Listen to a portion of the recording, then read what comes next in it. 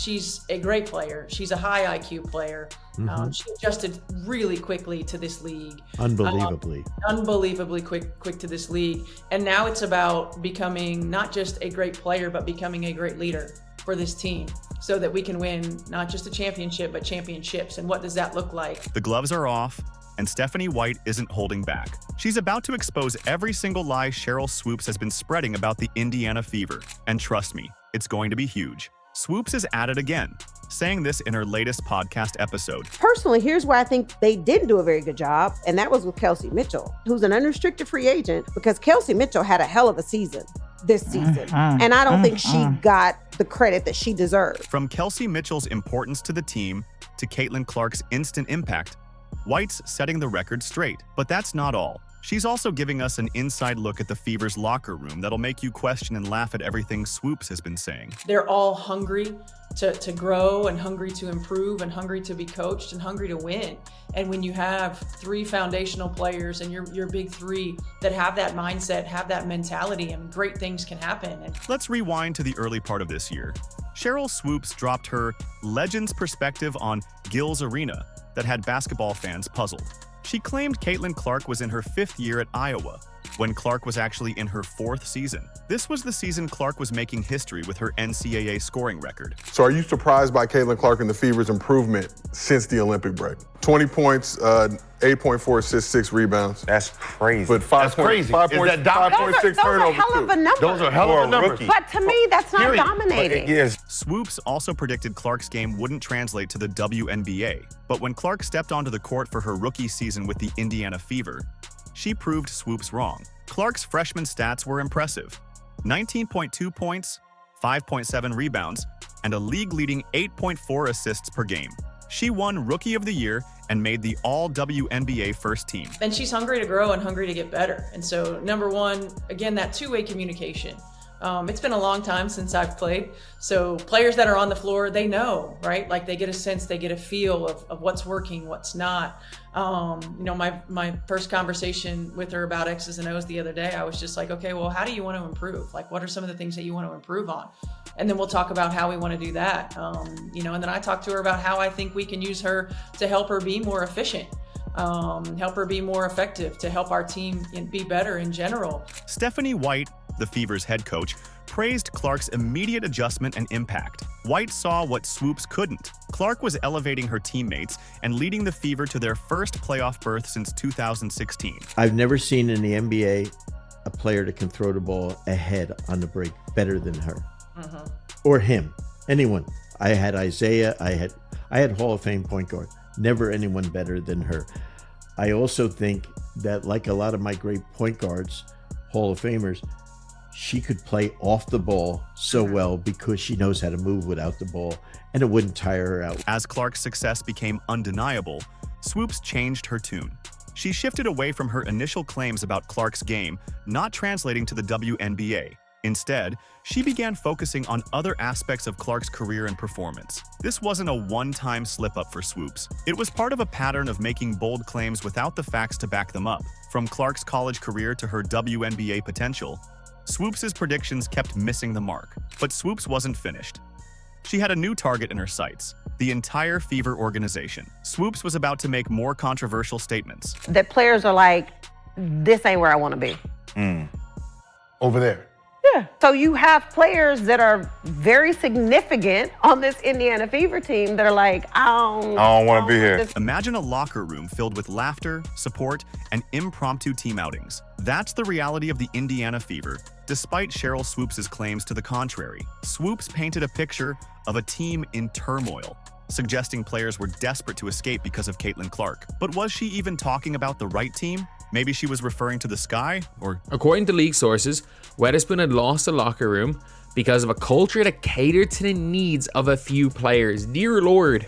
The Aces? What is going on in their locker room? Like, this Aces team is falling apart. This is not a coach that I would want to play for. Stephanie White, the Fever's head coach, didn't mince words when addressing team culture. She praised the chemistry, work ethic, and Clark's positive impact on the group. It's a far cry from the divided locker room Swoopes tried to sell. I don't think that any one of us can really probably understand, what she goes through on a daily basis. She carries a heavy load, right? With our league and with her abilities, certainly. But where we are from this tipping point in the WNBA and from popularity. When you talk to the Fever players, a very different story emerges. Lexi Hull and Erica Wheeler both highlight how Clark's presence has boosted team morale. She'll just throw out comments that are just funny. Hull counts on Clark for confidence and positivity, while Wheeler describes how Clark's humor often lightens tense moments during games. All we do is have fun. With Caitlin Clark, we never take anything serious. I tell people all the time, she's really a kid at heart. That's not creating drama. That's building a team. From management to players, the message is consistent. This team is united. The Indiana Fever's locker room isn't a powder keg waiting to explode. It's a place of growth, support, and a whole lot of laughter. Every piece of evidence points to a team that's thriving together. But Swoopes wasn't done yet. She set her sights on someone new, someone who'd been with the Fever through thick and thin. Kelsey Mitchell was about to find herself in Swoopes' crosshairs, and the claims? They were about to get even wilder. Because Kelsey Mitchell had a hell of a season this season, and I don't think she got the credit that she deserved. Kelsey Mitchell's breakout season was nothing short of spectacular. She averaged 19.2 points per game, shot 40% from three-point range, and led the Indiana Fever to their first playoff appearance in 7 years. These numbers tell a story of a player at the top of her game, but Sheryl Swoopes had a different take. She claimed the Fever didn't give Mitchell the credit she deserved. Is there any truth to this bold statement? Let's look at the facts. Mitchell wasn't just good, she was on fire. Her field goal percentage of 46.8% was the best of her career. But it wasn't all about personal stats. Mitchell played a crucial role in the Fever's success, ending their playoff drought. That's the kind of performance that turns heads. It's really exciting. I mean, certainly, you think about Kelsey Mitchell, and she's been through the lulls in the Indiana Fever franchise, and now to be on the other side of that, as a cornerstone. And every team has a big three, right? And you think about having a great wing like her, and a great point guard, and a generational player in Caitlin Clark, and a great post player in Aaliyah Boston. And so, did the Fever really overlook Mitchell's contributions? Not according to team president Kelly Krauskopf, who called Mitchell a cornerstone of the team. That's a clear message. Mitchell is key to the Fever's future. We wouldn't be where we are today without Kelsey Mitchell. I mean, she's clearly a very foundational piece. She's got 7 years of being in and out of this building. She went through a lot. What about on the court? Did playing alongside rookie sensation Caitlin Clark overshadow Mitchell's brilliance? Quite the opposite. Analysts pointed out that Clark's league-leading assists actually boosted Mitchell's scoring opportunities. It was a case of two players elevating each other's game. Mitchell herself seemed far from feeling underappreciated. She expressed deep gratitude towards the Fever organization and her teammates. This wasn't a player feeling neglected. This was an athlete who felt supported and valued. I've always kind of flew under the radar. I've always kind of been that person or that player, very conservative, very an introvert. So now I get to see the flip side of it. And it's kind of funny. I can laugh about it because I know it's come from a genuine place, but I embrace it from a standpoint of people not guaranteed to see me play, and now that they do, I just hope I do right by it, So what are we left with? A star player hitting her stride, a team recognizing her worth, and a narrative from Swoopes that just doesn't match reality. It's a reminder that sometimes the most dramatic stories are the ones that exist only in speculation. But Swoopes wasn't done yet. Just when you thought she'd exhausted her list of grievances, she turned her attention to another figure in the Fever organization. The departure of Christy Sides was about to become the next chapter in Swoopes' ongoing saga. And trust me, you won't believe what she had to say about it. If you've made it this far and are enjoying the video, don't forget to like, subscribe, and turn on all notifications. We know watching this video takes some of your time, and we appreciate you. Now back to the action. I think Christy did as good of a job as she could have.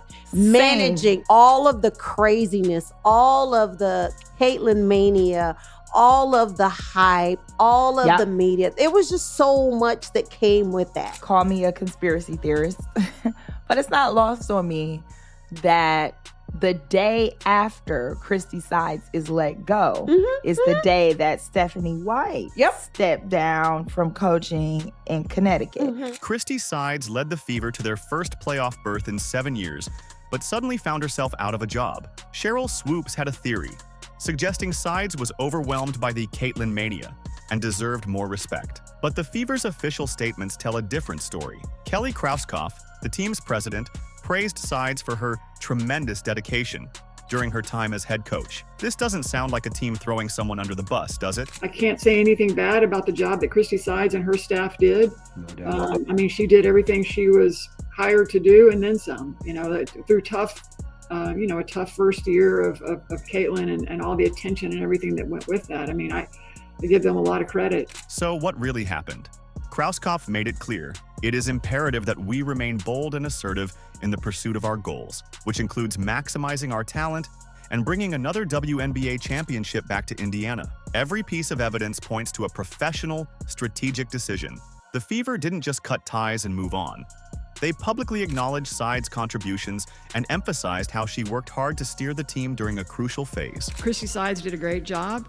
And as we move forward, my thought process was how do we maximize what we have and how do we jump on this opportunity now? It wasn't about punishing failure, but positioning the team for even greater success in the future. Enter Stephanie White, Sides' replacement. With a history of success and a coaching philosophy that emphasizes communication and player development, White is seen as the perfect fit to take the Fever to the next level. Trying to think outside the box, not be tunnel vision in how we do things, putting players in positions to be successful, using what we have to our advantage instead of what we don't. And really trying to reverse engineer in some ways the way that I think about the game. And the positions that we can put our teammates and our players in to be successful. So what's the real story behind Sides leaving? It's a team making a tough but professional decision to pursue championship dreams. But with all these claims flying around, from locker room drama to coaching controversies, you've got to wonder, how did the team really feel about all this? Well, it turns out the Fever players had a few things to say, and their perspective might just put this whole saga to rest. Just when you thought the Fever drama couldn't get any more intense, Lexi Hull stepped up to the mic. As Caitlin Clark's teammate, Hull had a front row seat to everything happening in the locker room. And let me tell you, her perspective blew Sheryl Swoopes' claims right out of the water. Hull didn't hold back. She sees the game at a bigger scale, obviously with the platform that she's created for herself, and then that's transitioned to the game. It's huge. And I think, for me, especially as a point guard and as someone that's delivering a lot of the passes that lead to shots, if I miss, she's definitely going to say, you got the next one. I can count on her for keeping me confident and positive. So yeah, I think that shows the player that she is and the leader she is as a point guard. She painted a picture of a team united, not divided. We play harder for each other because we know we've got each other's backs, she said. This wasn't just talk. Hull shared stories that showed just how tight-knit the Fever really were. Remember all that talk about Clark causing tension? Hull had something to say about that too.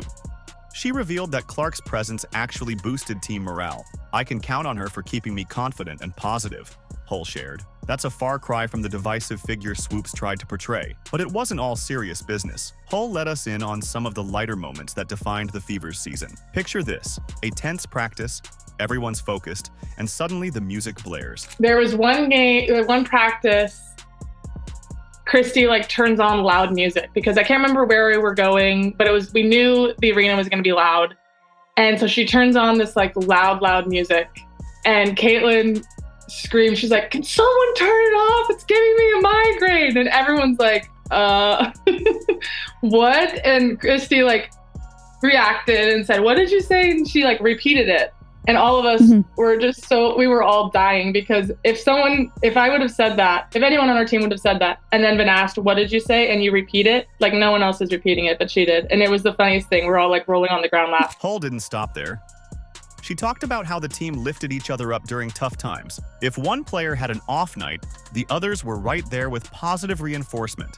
It's the kind of support system that championship teams are built on. All of us just kind of like stuck together, trusted the process, and realized that like the start of the season isn't the biggest deal. It's how we finish and how we get better. And really proud of just the resiliency of the group. The contrast between these first-hand accounts and Swoopes' claims couldn't be starker. While Swoopes painted a picture of discord and drama, the Fever players described a locker room filled with laughter, support, and genuine camaraderie. This wasn't just about proving Swoopes wrong. The Fever players' united front sent a powerful message. They weren't just defending Clark or the team culture. They were showing the world what they were made of. This was a group that had each other's backs, on and off the court. As the dust settled on this latest chapter of the Fever saga, one thing became crystal clear. This team was stronger than any rumor or controversy thrown their way.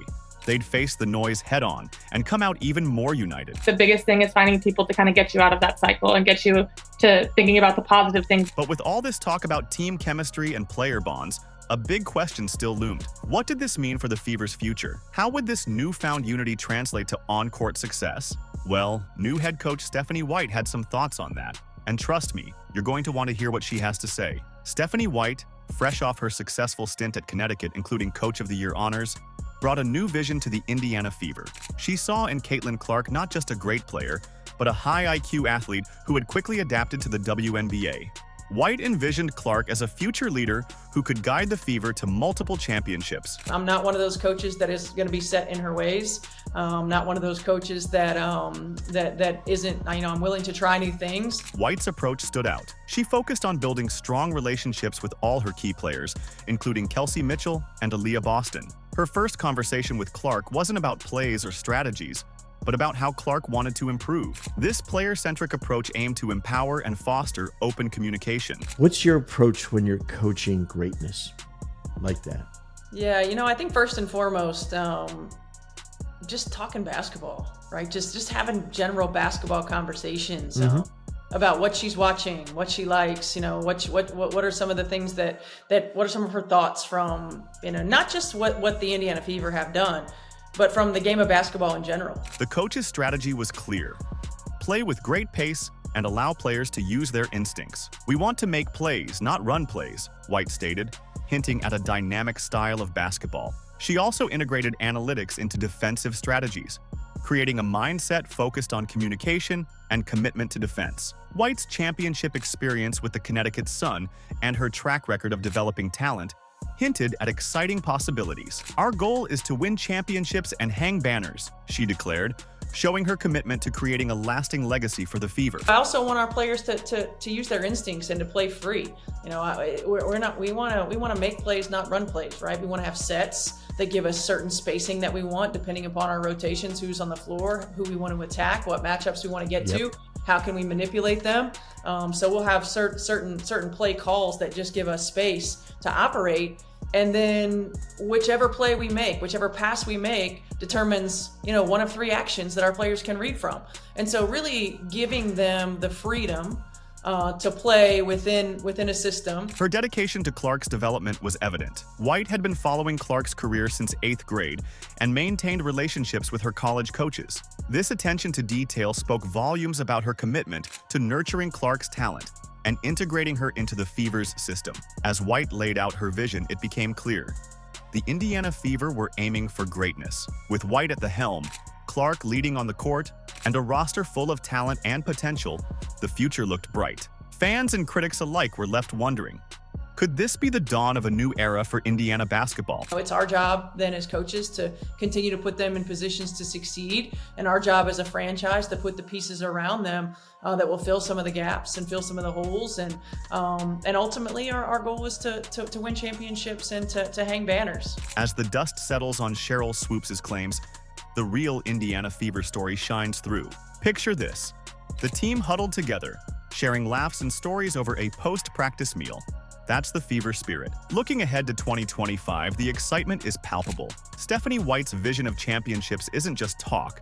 It's rooted in a roster bursting with talent. Caitlin Clark's immediate impact, combined with Kelsey Mitchell's scoring and Aaliyah Boston's dominance in the paint, has fans on the edge of their seats. The Fever aren't just showing up, they're aiming for greatness. With White's leadership and a united locker room, they're poised for something special. Are you ready for this new era of Indiana basketball?